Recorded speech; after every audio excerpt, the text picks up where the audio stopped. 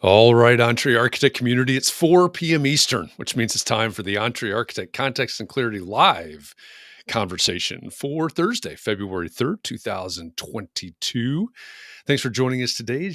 As you get here, say hi. Let us know that you're here and let us know where you're joining the conversation from. It's always fun to see how far these conversations spread. So say hi. Let us know when you're here and that you're here and where here is for you. If we've never met before, my name is Jeff. I come here every weekday afternoon at 4 p.m. Eastern from Indianapolis, Indiana, for one reason, so that we can find clarity around the things that matter most to you, the architect. Doesn't matter if you are an employee of a firm or you own your own firm. Maybe you've circled a date on the calendar. You said 2022 is my year and you're on the runway to starting your own thing. Or maybe you have owned your own firm for a year or 10 years or 27 years. And you're starting to rethink or even reimagine what that firm could or maybe should be. All of the topics that we cover, one topic every day, they all fall under the broad umbrella of the business of architecture, and they're all the need to know topics for the success of small firm architects just like you. So thanks for joining us today. Great to see everybody here. We were worried. We were a little bit late getting started because we were worried about the connection to Facebook, but I see a lot of friends from Facebook joining us already. And what is super interesting about that is the first person on my screen, which means the winner of the John Kenny Memorial Crocheted Bathtub Award, is Christian. Number 2 in is Margarita. We have the brother-sister team, number 1 and 2, into the room today. Great to have both of you and everybody else joining us today. If you happen to show up, if you're joining us from Facebook, number 1, you're coming from the Entree Architect Community Facebook group, which is a private group, which means that we have to follow some rules according to Facebook. We can't let your name and likeness out unless you give specific permission for Facebook to talk to Restream. So if you're showing up on screen right now as a blank profile picture and Facebook user, the thing you need to do is go to the URL that's at the bottom left of your screen right now, chat.restream.io/FB, as in Facebook. Believe it or not. A couple of clicks later, you will give Facebook permission to talk to Restream. Also, if you're making comments, if you're commenting, and not if you're making comments, you may be talking to your computer, I don't know. But if you're actually typing comments and they're not showing up on the screen, do that same thing. Go to chat.restream.io/FB, and a couple clicks later, you'll renew those permissions, and it should fix that problem. But it's great to have all of you joining us.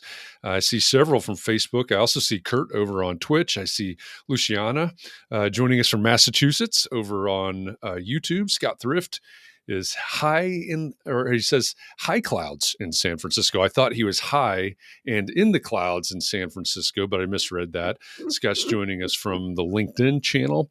Haven't seen anybody yet, I don't think, on the Twitter side of things, but it's great to see all of you joining us from all over the intranet, as they say. Great to have all of you here. So thanks for joining us today. We're going to jump right into this because Katharine is like just bursting at the seams. She's just ready. She is ready to go. She's been looking forward to this, as we both have actually for a long time. This is, I'm going to put this in our bucket list. The guest that we have today. It dawned on me as our countdown was going. I always make this big surprise introduction, and our guest is this person, and all of this, and right there on the screen it tells you exactly who the guest is. So I guess the surprise is always ruined before I even start talking. You just noticed that? It just dawned on me. So Okay. So there's that. Well, maybe we should think about our customer experience. Maybe we should. With this show. Maybe we should map that out. Yeah. All right. With that, let me introduce our guest, who is in the green room, by the way, right now. Usually we provide green M&Ms to our guests in the green room. Today, that's completely inappropriate. Today, we have yellow M&Ms in the green room. And our guest is back there waiting for us to get this started. So let me introduce him. Our guest today is an entertainer and an entrepreneur. He's a keynote speaker that's the exact opposite of normal. He's a purpose-driven change maker. He's a trend bucker and a trend setter. He owns the Savannah Bananas baseball team, and he's the author of Find Your Yellow Tux, How to Be Successful by Standing Out. Jesse Cole, welcome to Context and Clarity Live. Thanks for joining us today. I'm excited to be with you guys. And actually, the green M&Ms are okay because I'm not quite ripe, so I think it works. It works. We'll go with that today. I'm a dad now, so I can throw out dad jokes. So hopefully that works. Yeah, it worked. Yeah, absolutely. Dad jokes are completely appropriate for this setting and for this crowd. So I love that. They're the not quite ripe banana, but they're not banana flavored, are they? No. Green or yellow. Okay. No, but they don't have any flavor, actually. They're different colors. That's my They're M&M flavored. by that. Yeah, they don't. Okay. Make any Fair difference. enough. Well, so for those of you out there, you know the title of Jesse's book now, Find Your Yellow Tux. You can probably figure out why the title is what it is. I think maybe the question I want to ask is, Jesse, are you having fun? I'm fortunate now that I am doing something with the Savannah Bananas that I get to have fun every single day. But 6 years ago, when I got the phone call that we'd overdrafted our account and we were completely out of money, that wasn't as fun. So I'm glad things have really turned for the better over the last 6 years. Yeah, that is a nice turn. And I think so. I imagine our conversation today will be a lot about fun and be a lot about thinking differently. But I think we also have to be real in this conversation that business is not always fun, right? It can be a drag and things like that. But I love the way that you approach everything, starting with a yellow tuxedo, and thinking differently and all of those. But all of those things. But why? I guess just walk us through it. Why a yellow tuxedo? Well, I didn't start in a yellow tuxedo. 15 years ago, when I started the industry as a GM of a baseball team, one of the worst performing teams in the country with $268 in the bank account, I was not wearing a yellow tuxedo. But because I realized that we had to do things differently, I read every book on P.T. Barnum and Walt Disney. Here in my office, I got custom posters of all them. I actually have a P.T. Barnum signature. I got baseball cards. They have inspired me so much to think differently. And we believe so much with what we do. Whatever's normal, do the exact opposite. And that normal gets normal results. Normal is actually a 4-letter word in our organization because, when we were being normal back 6 years ago, we were broke. We were almost out of business. We'd only sold 2 tickets. And so we run from normal. And I don't think anyone today gets excited about normal. So we've built that into our DNA and how we've created a fans first experience. And, I've had a lot of success, fortunately. So, I think I love everything about this. But I also know that many in our audience, the majority of our audience right now are probably architects. Although when we simulcast this out, as we say, across 5 channels today, we may have others that are not architects, but they're probably in some sort of professional or creative services. Mm-hmm. And they may have trouble relating to this idea. Okay, here's a guy, he's an entertainer. He's wearing a yellow tuxedo. He promotes and owns a baseball team. How do we apply this in a quote unquote professional setting? Does that make sense? 100%. And I get that question asked a lot, and I'm used to it at this point. I mean, I've been fortunate. I never imagined, 6, 7, 10 years ago that I'd be speaking in front of billion-dollar companies and thousands of people, and none of them are in the entertainment business. I don't speak in front of any sports teams, entertainment business. I only speak in front of other groups. And I think the greatest leaders, greatest organizations learn from outside the industry. So, how does it fit? And yes, the yellow tux obviously is over the top. It's crazy. It's different. It's wild. It fits me. It's who I am. I've amplified it. I think all of us have something that makes us stand out. It's what makes us different. And this is my uniform. When I put it on, it's showtime. And I want to give our entire team permission to have fun. If the owner is wearing this and throwing out Dolce & Banana underwear, literally in the crowd during games, then it gives our teams permission to have fun. And that's why, we have the Banana Nanas senior citizen dance team that dances to Justin Timberlake, and our breakdancing coaches, and our Mananas, our dad bod cheerleading squad, and our Princess Potassia and Split, and you name it, we have it perform in our games. But how does it all fit to you guys? And I think the name of the game is this draws attention first. But the name of the game for us is creating fans. And the name of our company is Fans First Entertainment. Our mission is fans first, entertain always. Every decision we make, we ask ourselves, is it fans first? I believe the future of business is not based on how many clients you have, not based on how many customers you have. It's based on how many fans you have. It's everything. So, in my new upcoming book, Fans First, I share the 5 E's to create raving fans. And I think that fits with any organization, as I've seen it work with numerous other organizations. But it's how we're a little small team out of Savannah, Georgia. And now from only selling 2 tickets, have sold out every single game. Our wait list just passed 13,000 for tickets. And now we're taking the show all over the world. And I've been told by my team, every day we sold out Daytona Monday morning. We sold out Montgomery Tuesday. We sold out Columbus. We're about to sell out West Palm. And I never imagined we'd be selling out these cities with 10,000 people, but it's because we created fans. We didn't chase customers. And so I can go into any of those 5 E's or anything, but that's really been the framework, is how do you create fans? Have conversations with your team that way, not how do we bring in more revenue, more sales, more customers. How do you create fans? It's a different conversation and it gets different results.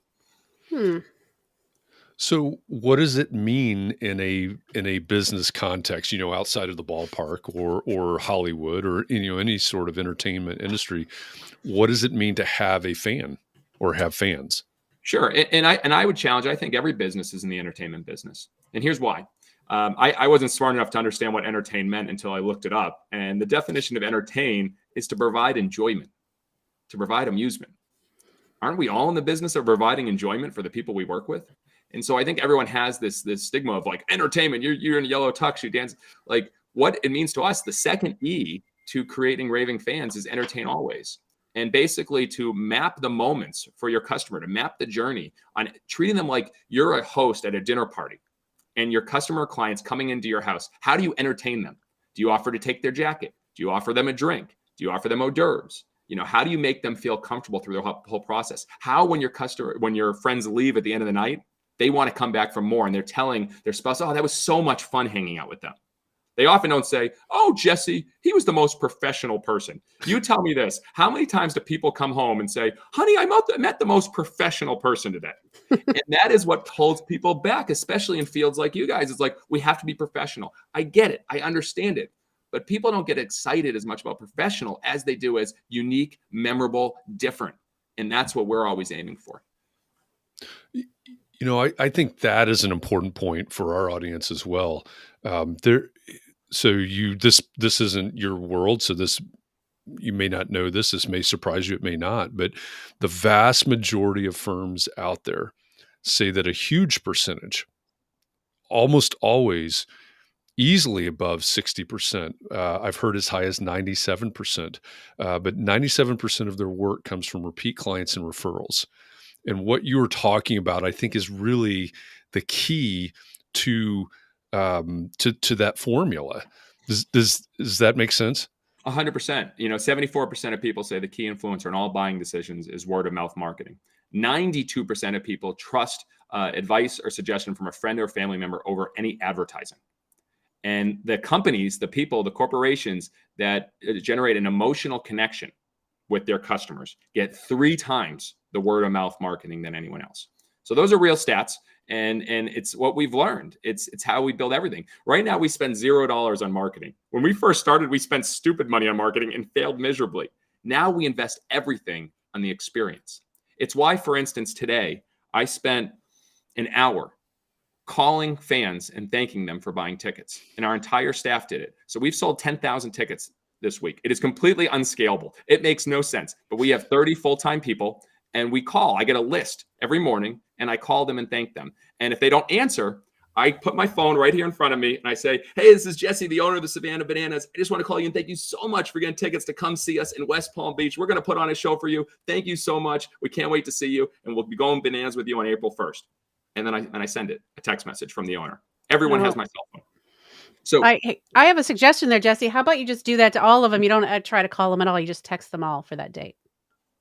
I mean, I know that wouldn't be it might go faster, but okay, that's my only idea I'm going to give you. No, it's a good idea. I think a lot of times it's amazing we get to connect with our people. I think so many people. So when someone answers the phone, they're like, "Oh my God, you're actually calling me!" And my kids were watching the game. We're driving all the way from Chicago to come to your game, and then I'll put a note in our system. This family's driving from Chicago. They got 3 kids, and then maybe what we do is we wow them. If there's a little girl in the family, we'll have a player deliver a rose in the middle of the game to the little girl. And those notes we keep track of. It's called listen carefully, respond creatively. So we teach our team to do that, to create. Oh, okay. Well, in that case, definitely don't just text them. So that's awesome.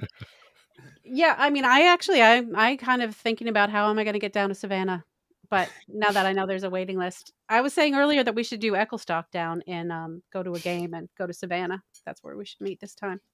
We'd love to have Anyway, you. I'm seeing a lot of questions on architect and how, and I can yeah, definitely kind of dive into that if you'd like me to. yeah, because Yeah. we were wondering if you had hired one, if they need to be fun. How did you interview them? Did you Sure. want them to be professional, no nonsense, or were you hoping they'd be entertaining or make your life enjoyable? Yeah, there you go. I mean, I think entertaining is different. So, yes, have we hired? So, what should an architect do differently? And have we hired? So, yes, we've worked with an architect. We're designing banana land at our ballpark with zip lines across the field and treehouse Airbnbs and trains that go around the stadium and bananas breweries and speakeasies and you name it, the Disney World of ballparks. And yes, we went in the interview process and we particular, now again, that's us. We wanted to see someone that could think, really imagine or have a good imagination. We were looking for someone that, as we had the first call, it wasn't just here's our prices. We wanted to see someone that would also send, hey, here's some articles, provide value without wanting anything in return. I think that's the best way to get business. Everyone reaches out to us. Will you buy promo items? We buy promo items for us. Send me some designs of unique things of bananas before asking for the business. Send me a free sample. I know it's crazy, but that's how you build relationships is you do things without wanting anything in return. So the architect that we work with, they sent articles, they sent ideas. We weren't being billed every single minute at that point. And of course, if you're playing the long game, you're okay with short-term investment from an architect to win in the long game. And I think a lot of companies aren't willing to do that. Like, no, we can't do that. We're paid 15 minutes. We're paid by every 15-minute increment. The starting point for innovation and creating raving fans, the first E of my 5 E's to create raving fans in the bananas is eliminate friction. And we had to do it. Baseball games too long, too slow, too boring. You get nickel and dime. We eliminated all our tickets are all inclusive. We have nonstop entertainment. We don't even have any ads at our ballpark because we don't want fans to be advertised to when they come to our ballpark. That was a crazy business decision to make right before COVID. But it starts with eliminating friction. I mean, you mentioned earlier today you bought merchandise from us. You didn't pay any shipping. No, I know. I thought this is so easy. I don't pay any shipping on this soda, which essentially I'm buying soda from you, but I thought it's free. I'll free shipping. I'll buy it. Ship. I mean, and then also wait till you get the package. It's not going to be your normal package. I know. I can't wait. It's a $12 cost before you buy anything. Right. Before even the soda's in. Not only the free shipping, but we have a custom yellow box, delivered a fresh stamp. We have yellow tissue paper, a free koozie, a free decal, and then you will get a thank you call tomorrow when it's being shipped off to you. So I'm sorry I'm giving that all away. Yeah, but I'm excited. But that's kind of the process. So from an architect standpoint, when you're trying to get business, you're trying to create fans, how can you give without wanting in return? How can you share some of the things that it's different? I think every architect, every business, they want to be a little bit better, a little bit faster, maybe a little bit cheaper, maybe a little bit more expensive. It's We ask, what makes you different? How can you be the only? And if you go to your About Us page and you look at every architect's About Us page, I bet most of them are pretty similar. We did that too. When we first started as a baseball team, we had this grand vision. We're like, we're a baseball team. This is entertainment, But then I said, guys, let's put on our page everything that makes us different. And so we wrote down everything from we play games in kilts. We have the senior citizen dance team. We have grandma coaches. We have crazy player entrances where players introduce themselves coming up to bat. We have players that play in stilts. We mentioned everything that makes us different. Because then all of a sudden you start creating fans because they're like, wow, these guys aren't like everyone else. So maybe on your About Us page, you can start thinking, what are the things that you're doing different? And then people want to buy from you as opposed to you having to sell people on what you do, which is often similar to a lot of architects. I love the way you're turning it around there. You've talked about two of the E's so far. So can we just go through the 5 E's at this point? Sure. So again, the first step, the first E is eliminate friction. And Walt Disney did this better than anyone else, and so do we. He used to go undercover. He had an apartment on the fire station at Disneyland, and he would go undercover walking the park every day. He would get in line with the guests. He would go on rides, and he said this. He said, whenever I go on a ride, I'm always asking what's wrong with this thing and how can it be improved? So we took this straight out of Walt's book. Every night, one of our staff members goes undercover. We park with the fans. We walk in with the fans. We sit with the fans. We eat with the fans. And at the end of the night, when we talk not only about fans' first moments that we created, we also talk about what were all the friction points. So first, I challenge you, if you were to go through your experience right now, you fill out a contact form on your website, you call, you get the voicemail. What happens? Is your voicemail like everyone else? Please listen closely as our menu options have changed. Is your hold music like everyone else?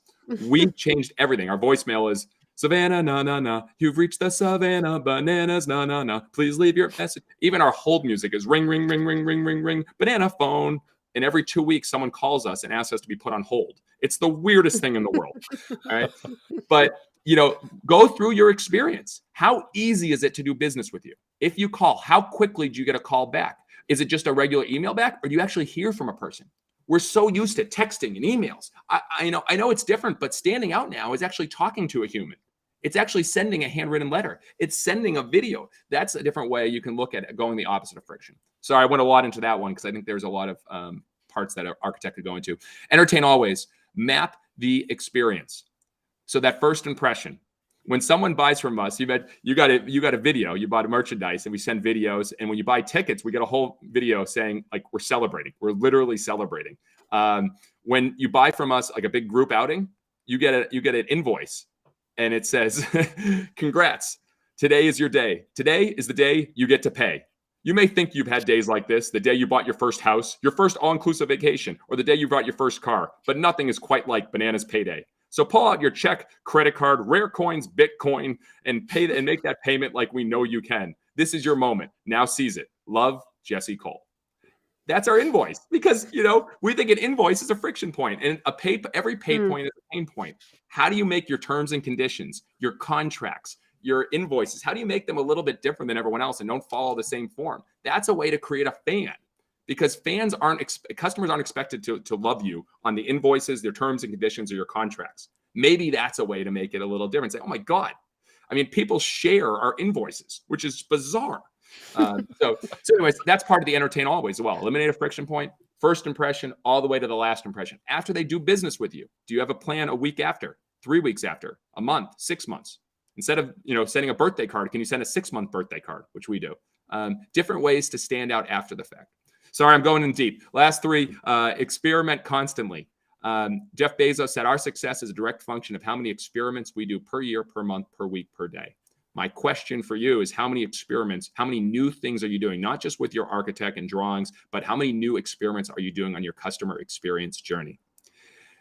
People need new as a way of life. So we're constantly trying. That's why we invented Banana Ball, the rules behind me, a 2-hour timed game where fans can catch a foul ball for an out. That's what we're playing around the country. That was because we're experimenting to create a better experience. And the last 2 quickly, engage deeply. Do for one what you wish you could do for many, said by Andy Stanley. And this is what I said earlier, listen carefully, respond creatively. We pay attention. If one of our fans say they're having a baby, we will mail them a onesie for their baby, a Bananas onesie. When we found out people were getting engaged and coming to our ballpark, we searched the whole ballpark to find them. And as soon as we found them, we delivered them roses and had a huge announcement in front of the whole crowd for them. We teach that into our team to listen carefully, respond creatively, create those experiences. As an architect, you know what matters to your clients as well as anybody. They're trying to build this, they're trying to do this. Like, you know what they love. So how do you maybe find a moment there to give them something or create something magical? And then the final E is empower action. And that is how you empower your team. And my dad, when I was a kid playing baseball, my dad said, just swing hard in case you hit it. And great advice. And I used to swing hard all the time. I swung and miss a lot, but I was empowered to come up and come to bat and swing. And I think the key is you as the leader, you as the owner, you as the president, you have to empower your team to try new things and be okay with things not going well. The Amazon Fire Phone was a $200 million loss for Amazon. However, the technology helped build Alexa and the Amazon Echo. 100% worth it. You learn by doing. And so what we do is we empower our team to say, what can you do to create these fans first moments every night? What's something new that we can do at our games to create a fans first moment? So that is as fast as I could go through the 5 E's, but hopefully some of those apply. That was very good. That was just the speed I like people to speak. Katharine wants everybody to speak at 2 times normal speed. But I think a lot of that, if not all of that, is applicable in the arena of architecture. One thing I want to ask is you talk about in your current book, in your first book, about considering what business you're really in, right? And you realized you weren't in the business of baseball, quote unquote. A lot of architects are listening right now going, oh, wait a minute. What's he talking about? What business are we in? We're in the business of architecture. But what do you mean when you say figure out what business you're really in? Thanks. And that's a tough question. It took me a while to realize it when I realized that, hey, we're in the baseball business, but we're never going to be the best of the baseball business. And people aren't coming to our games for baseball. And if you really ask that question, why do people choose to work with you? And then answer it, then ask again, why? Ask why 3 times. And then you're going to realize that it's something much more powerful, much deeper than just getting something built. It's what that will provide. And it's why that matters to that person, that family, that business. And if you realize that, you understand that, then you can speak to them in a different language that will create fans, because they'll you're not just talking to them, hey, I'm going to build this, I'm going to put this here, I'm going to do this, I'm going to create this. And I think that's what's happened with our architect that's creating our ballpark. They understand the language of what we're trying to do with our fans, and they speak that with their designs. They speak that in the process, and it's made a huge impact. What does it take? What's the relationship between, or what's the necessary relationship between a business and a fan, right? The reason I'm asking that is I've been studying this. I'm going to call it a marketing tool called a challenge. There's a guy named Pedro Adeo that talks about these challenges. I've run several of them. I think it's a great tool. But one of the things that Pedro says all the time is, when you're running this, you have to figure out who you love, right? You have to decide who it is that you love. And he uses that language. It seems really weird, but then when I think about it, right, when you're talking about the experience, when you're talking about creating fans and all of these things, I think, do we have to love, put that in quotes, I guess, do we have to love the people that we serve in order to do what you're talking about? I think it's important to put your flag in the ground on who you are and what you stand for to attract the people you'll love. Mm-hmm. I think that's very important. We know who we are not for. And I say it. I mean, we literally, when we have people apply for jobs, I'll do a post to say, do not apply for this job. That's the headline. And I give every reason on why you should not work for us to try to deter the people that aren't a good fit. And so we do that with everything. We're very clear on who we are not for baseball traditionalists. If you want a regular baseball game, do not come to our games. And when they rip us apart for all the shenanigans and the craziness, we share those reviews because it's actually saying more of who we are for. So when you talk about love, it's a word that is so tough for people to talk about in business. They struggle with it. It's a soft word. It's like fun. Love. Oh, you should have fun. Oh, yeah, you got to love your people. It wasn't until our fans first director, one of the people that started with us when we were 22 years old, and we were literally the phone lines were cut, the internet lines were cut, the former team took everything out. We were working on a picnic table. She started with us at 22. Now she's been with us 6 years. She's our fans first director. She came to me and said, Jesse, I'd like to do the love languages with our team. And I said, okay, yeah, sure. Here. We did the love languages with our team. It was one of the biggest game changers, knowing why everyone on our team, what love language they speak. And it was huge for our team. About 90% were words of affirmation. And so instead of saying gifts, I make sure I go up to people, I put my arm on their shoulder and say, I'm proud of you for what you did today. And they'll go home. Our director of operations said, when I told him that after a concert, he said that was the best moment of his year. And so I think if you need to love your customers or your clients here more than you love your product, but you need to love your team members even more than you love your customers. How can your team deliver a great experience if they don't know what a great experience is looking like? If you say, let's give a first class experience, have your team members flown first class? Have you given them a first class experience? So like this week, we're flying our world tour director out to the Waste Management golf tournament. He's a huge golf fan, 16th hole. It's costing thousands of dollars. It's worth it. We sent Marie, our fans first director, to Ireland. We sent our vice president to go to game 1 of the World Series with his dad.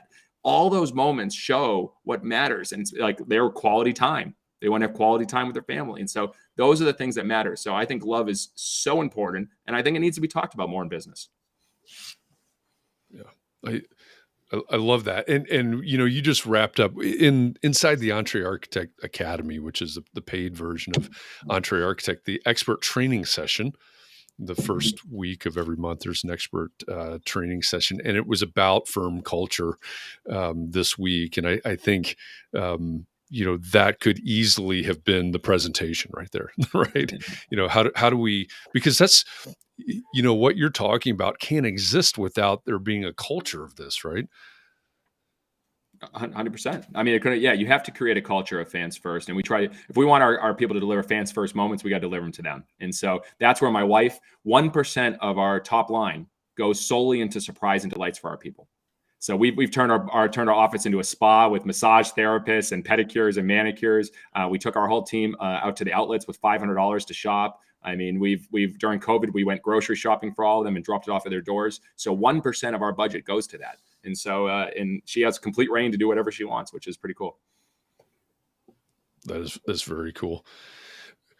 One question that came up on Clubhouse this morning that I thought it was, this is kind of reverting back to where we were at an earlier point in the conversation, but it was about the Yellow Tux, right? And it's about being different. The title of your first book is Find Your Yellow Tux. How to be successful standing out. And there you go. Thank you for putting that there, the right Katharine. Yellow Tux question? There were a lot of them. Okay. Yeah, exactly. Is the Yellow Tux the conversation, or is the Yellow Tux the conversation starter? And, there's some nuance to that, but I think it's a really great question. I've never been asked that question about the Yellow Tux. I usually get asked, how many do you own? 7. Do you really wear it all the time? Yes. Did you really propose to your wife in front of a sold out crowd in the Yellow Tux? Yes. I usually get those questions, but it's a great point. I never thought too deep into it, but I'll tell you this. I believe you can't get the hearts of your customers, your clients, your fans until you first get their eyes and their ears. And so attention beats marketing 1000% of the time. We spend $0 on marketing, but we spend everything on the experience and attention. This is a conversation starter. It gets a lot of people misunderstand it. And Bezos said this too, you need to be willing to be misunderstood. And, if you're not getting criticized, you're playing it too safe. And I've been criticized for this. Oh, you're just all about yourself. No, I want to open up the conversation about why we need to have more fun and not take ourselves too seriously and be okay with standing out. It doesn't mean I'm all in myself. It means I'm all in what we're doing. I believe so much in what we do. And at the end of the night, when I see all of our fans and our players and our characters arms around each other singing Stand By Me an hour after the game's finished, I love that so much that I want to spread it and scream it on top of the mountaintops. And if this helps get a conversation and identify, oh, it's the crazy guy in the yellow tuxedo, I don't care if they know my name. If they know what I'm about and I want fun and bring people together and I bring energy and bring the fun, 1000%, I'll start that conversation every day.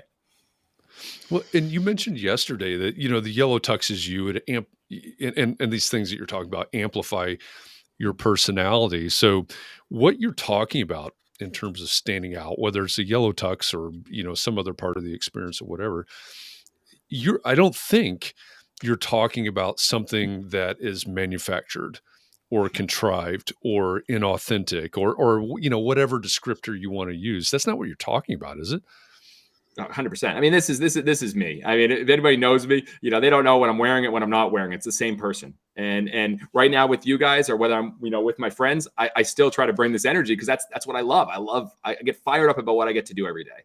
And so, yeah, I mean, I remember some people have come to our games wearing it, and it seems a little forced to like wear a banana costume, do all your things. But yeah, it doesn't seem as real. I mean, obviously I'm flattered, but I think find your own, it's not, wear a yellow tux, it's find your yellow tux. What's the one thing that makes you stand out? And how do you amplify it? And it's often hidden behind what we're afraid of what people will think.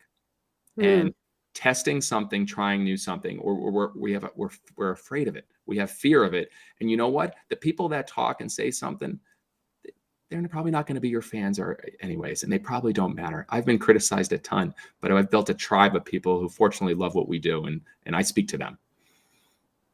I love that. And everybody in this community gets sick and tired of hearing me talk about their ideal clients, but that's what you're talking about, right? You said earlier, we know who we're not for. And that's the flip side, right? That's the antithesis of who is your ideal client. Who's not your ideal client. I have this process where we go through and we do, both perspective, who have been your best clients and who have not been your best clients and why. And, you're right there. You're driving right into that much in a much better, more eloquent way than I can. So I appreciate those. for those of you in the audience, we have to, we're watching the time because we've got to make sure Jesse jumps off in time to get to another meeting, but we've got another few minutes left here. Katharine, do we have any questions from the audience? I want to keep talking, right? I want to keep asking questions, but I also want to open up time for questions from the audience if we have some. There was one question from Sarah Lee who says, what if you are shy and you don't want to stand out? I guess as an architect, because she's an architect. So what if you're shy and you don't want to stand out? Standing out doesn't mean being over the top like I am. You can stand out by writing thank you notes. You can stand out by caring differently. You can stand out by listening carefully, responding creatively. In 2016, I started the thank you experiment. And I told myself I was going to write one thank you letter a day for the year. I bought 400 custom yellow thank you letters, and I started writing to teachers, former teachers, coaches, entrepreneurs, authors, anyone who's inspired me. It changed my life. Today, I've written thousands. I continue to write every day. And, that can be for someone that doesn't want to stand out. They're going to get that letter. They're going to send it. And people save those letters. I've seen our team, our staff that I wrote 4 years ago. They still have them up on their wall. And so I think there's ways to find out, who are you? When you're at your best. I always ask this question, they said, Jesse, how do you have so much energy? Well, I do what gives me energy. It's very simple. So I used to have zero energy when I was doing operations at the ballpark and doing finances and sponsorship and all that stuff. Now I create, I share, and I grow. And so I create new ideas, promotions, I share, I get on podcasts, I talk about what we're doing, I do keynotes, and I grow and I listen and I learn from people like Walt Disney and P.T. Barnum. And so I audit my day. If I'm doing that 90% of the day, I come home to so much energy to my kids and my wife, and that fires me up. So look at what gives you energy and then do an energy audit of your schedule. That's the bonus E that everybody needs in their life is that energy. And so that's how, if you're shy, then find out what is that you love and put the gas on that, amplify that, and you actually will stand out just in a way you are more comfortable with. I love that. I mean, I hope everybody heard that. Pay attention and do what gives you energy. That could possibly be the mic drop moment right there. Okay. Very importantly, Christian wants to know, what color are your pajamas? That's a little personal, but I guess that's we want to know. I keep it simple. I vary it. I'll just leave it at that. But as far as banana pajamas, 100%. We're actually working on getting banana rompers for the guys to play in, to have a game of rompers. So we might do a shirts and skins game with bananas painted on their chest, but banana pajamas is definitely in the mix for maybe a midnight game in the future. So good. I don't know if you can copyright that, but I appreciate the idea. Well, I love that idea. Yep. That's a good one. I know there's a question from Clubhouse this morning. John Jones asked, where do you find your aha moments? How do you get to that point, right? You have all these moments and you're trying different things. Where do you find your aha moments? It's a muscle. So I've been writing down 10 ideas every single day for 4 years now. And which, if you add that up, that's about 4,000 terrible ideas that I've come up with, and then a few good ones. All right. So there's a lot more than that. But the reality is, if you want to be in good shape, you work out every day.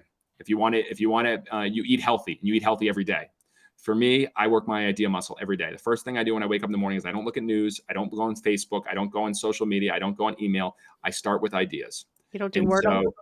What's that? You do Wordle the moment you wake up? That's what I do. No, I do not.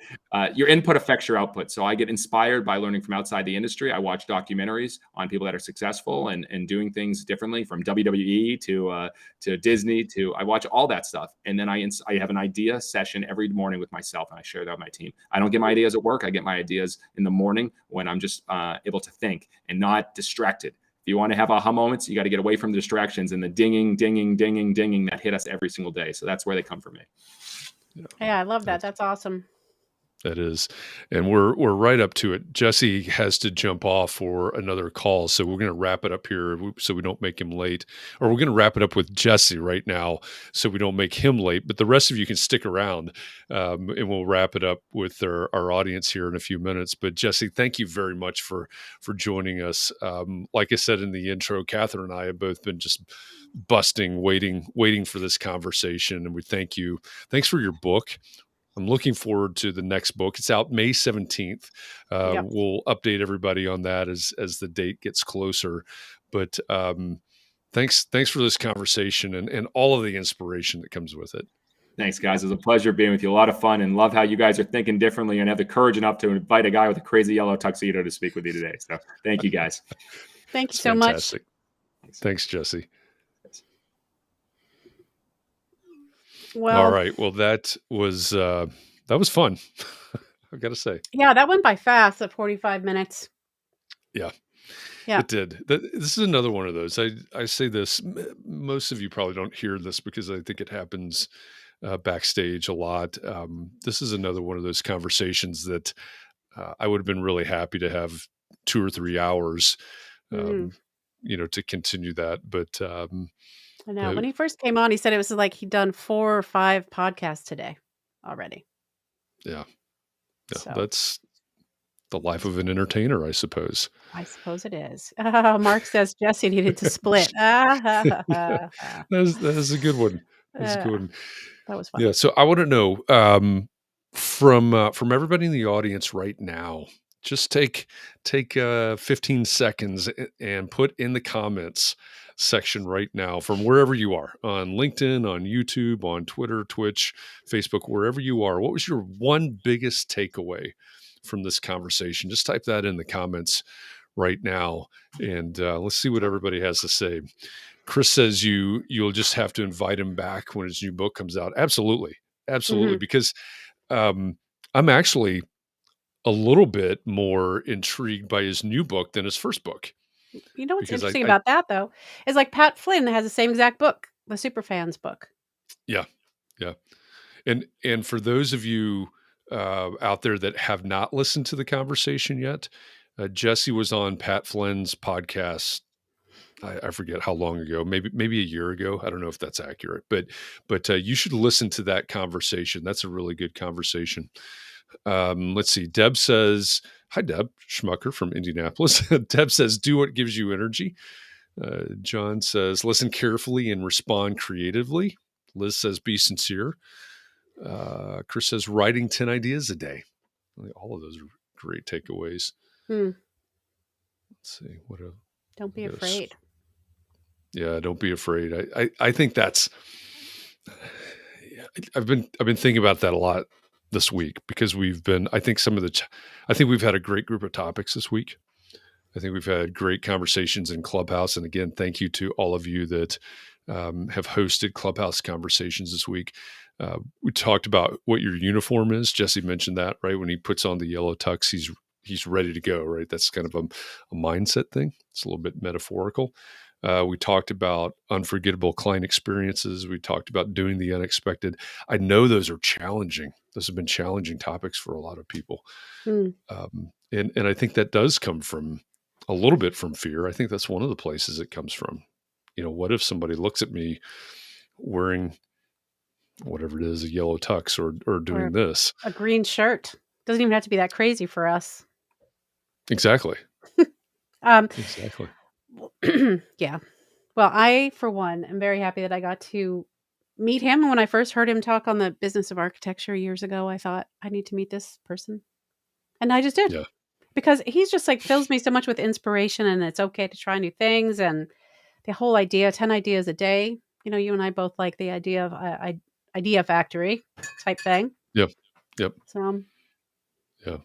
It, for anybody out there that has not read the book, and again, the book is Find Your Yellow Tux, How to Be Successful by Standing Out by Jesse Cole. It's Jesse Cole, Cole.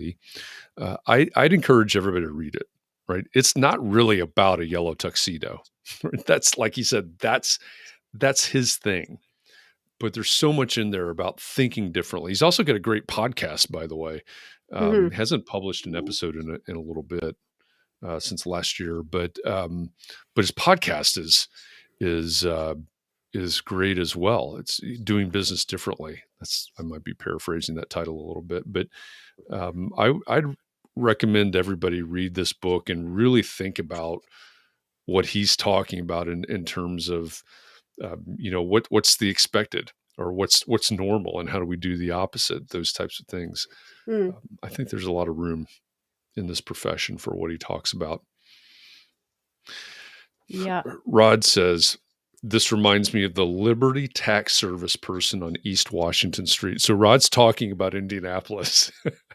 And I don't know if do you have Liberty Tax Service in Massachusetts? No, I don't know. I have never heard of them, It's but like I the don't hang out gangster. with a lot of accountants, so. Yeah. Well, it's like the it's like the gangsta version of H&R Block. I don't know Wow, where I'm it trying is. to imagine that.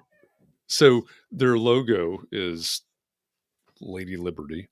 Mm-hmm. And at their locations, they will have someone dressed up in sort of a green lame Statue of Liberty kind of costume, Awesome. holding a Liberty Tax Service sign. And of course, they're not doing it now because we've got about 10 inches of snow on the ground already.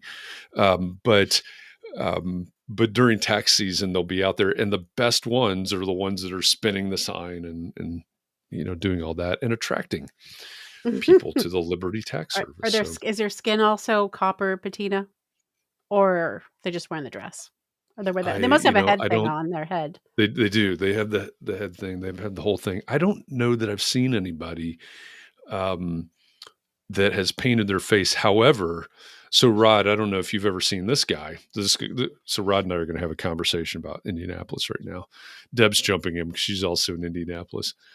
Rod, on that would be Keystone, right? On North Keystone, there is one of those places that buys gold. I don't know. Do you have those places in Massachusetts? Yeah. We'll buy your gold kind of thing. Yeah, I unfortunately gave someone my gold one time at one of those places, and I regret it. So don't take it there. Okay. Well, I would just recommend going up North Keystone in Indianapolis and finding the guy. It's the same deal, right? He's out there. He's got Just the like a sign. He spins it prospector? around. He's not dressed as a prospector. It's not far off of Jesse Cole, though. It's a glittery gold tuxedo and top hat, and he is painted gold. That makes a little more sense. Actually, that's more attractive to gold. Yeah. He's gold all the way. So Rod, next time you're in town, wow, let me know. I'll take you by there. See really if go all out there in Indianapolis. What else are we going to do? Well, no. Oh, let's see. What other big takeaways do we have? It's great to have everybody posting these in here.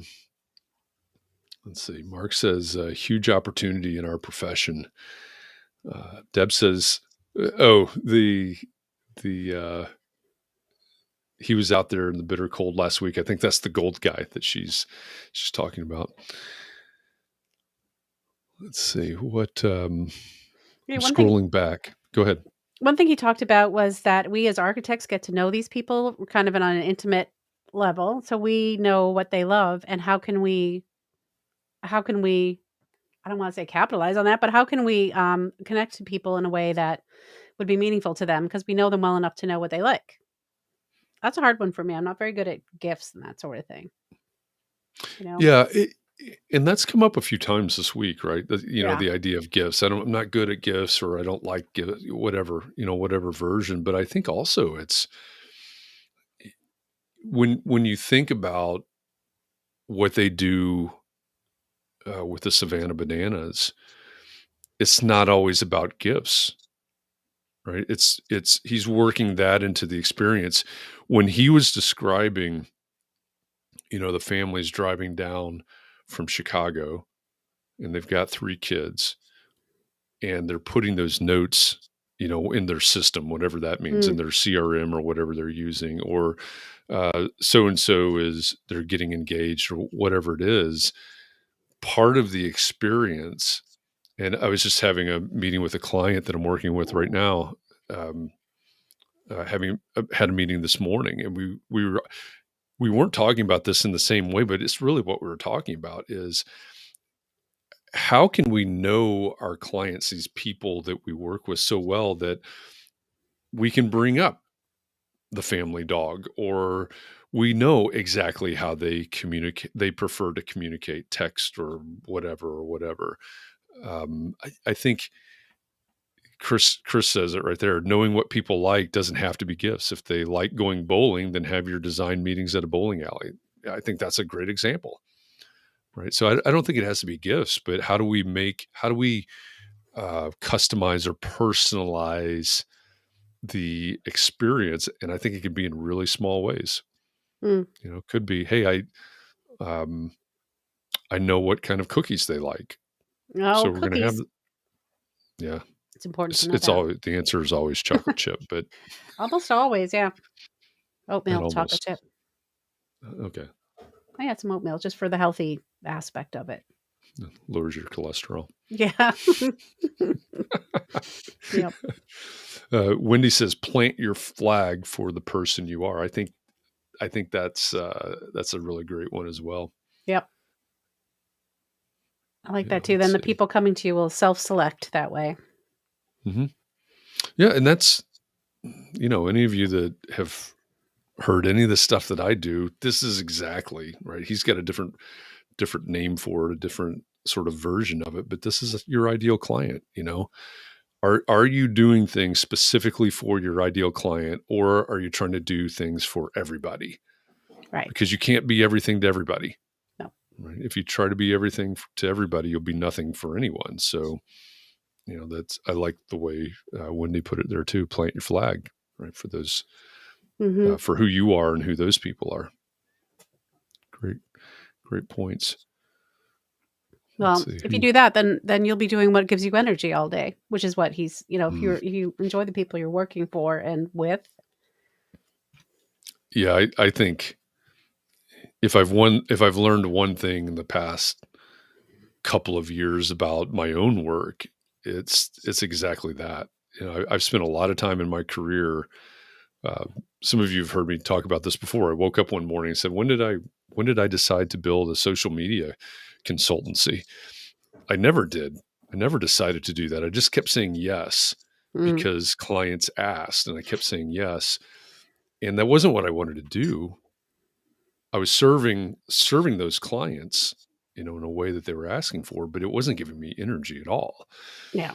And so then I had to figure out how to pivot away from that, and so on and so forth. And that's, the way I'm trying to work is exactly like what he says. What actually gives me energy, which means I'm going to be better at it.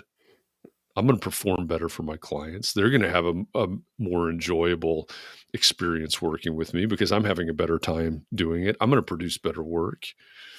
It's going to be better outcome for them and all of those things. I think that's probably my big takeaway from this conversation is the focus on what gives you energy. Mm-hmm. John says he's inspired today to go ahead and put some inspirational quotes around his office. That's great too. Yeah. So we have our book club. We do. We have our book club. Yep. We read books so you don't have to.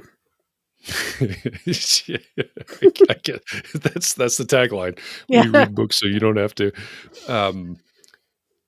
And many of you probably get tired of me recommending books. Get this book, get Jesse's book, Find Your Yellow Tux, and at the end of every chapter, there are two things that happen. Yeah. One thing is the Yellow Tuxometer. So there are some questions. You score yourself, and then you go through, and at the end of the book, there's something related to the scores. And then he has book recommendations at the end of every. It's the what is it? The Yellow Tuxedo bookshelf or something like that. Something like that, yeah. Yeah, and it is a lot. Is a lot of books, but he has his team read these books as well. So that's why you have Blinkist. Not. Yeah. I was thinking that. Oh, good thing I got that app Jeff recommended. Yeah. Get that Blinkist app, so I don't have to read books. Yeah, but well, if you have a list of 25 books to read, that's one way to do it. Yeah, I didn't count as I went through the book, but there are There are lots. I'll bet Maybe more than there's that. probably more than 25. Yeah, that's a Yeah. lot of books, but Yeah. There are a lot of fantastic books on that list. So that's another reason to pick this up. Pick up Find Your Yellow Tux. Also, by the way, there's going to be an audio version out in May, I think.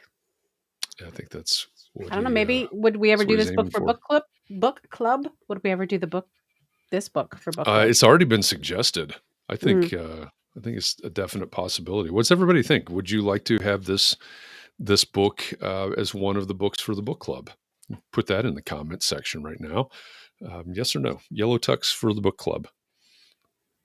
I'd love to know that. And again, if you're not familiar with what we're talking about, this year we started the Context and Clarity Book Club. And all that means is that we name a book at the beginning of the month, and you spend the month reading it. And then the last Friday of the month, so for February, it's February 25th, just like this in a simulcast version, we have the Context and Clarity Book Club discussion. Last month we did Atomic Habits by James Clear. This month we have Never Split the Difference by Chris Voss. Doesn't cost you anything, doesn't take anything to participate other than listening to find out what the book is, reading the book, and then showing up for the conversation. We'll have a handful of people on screen. We had, 6 on screen, I think, last Friday. And including us? Then everybody else. Yeah. And then everybody else participating just like now through the comments from wherever, YouTube or Twitch or Twitter or LinkedIn or Facebook. So I think that's a nice addition. Liz was disappointed in the format of the book club. She wished it could be Zoom and have breakout rooms. Well, that could be another iteration of the book club down the road. Yeah. Yeah, we could have, if we had like 50 people participating, we could make 10 breakout rooms and people could just discuss it that way. Yeah, that would be something a little bit more formal, I suppose, than what we're doing right now. Yeah, that means everyone could, the people who said they would do it and then the people who finished the books, there was a little bit of a difference there. There's always a little bit of a difference. Hey, you know what? I'm usually one to get kicked out of the book club because I don't read the book. Not for this, because somehow I'm reading the books. I can relate, is what I'm saying. Yep, I understand. Well, that brings us to the top of the hour.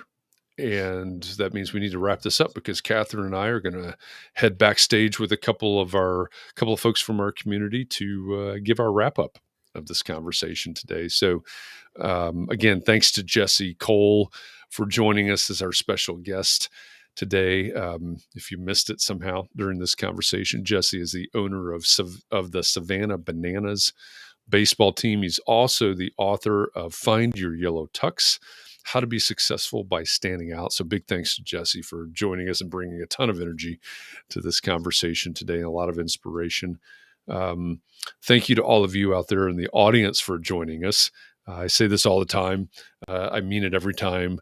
Thanks for making context and clarity a thing, because this is a big thrill for me to get to talk to Jesse Cole. So without you making context and clarity a thing, this conversation would have never happened. So thank you for that. Thank you for all your questions and your comments and participating in this conversation. Katharine, as always, thank you for co-hosting this with me.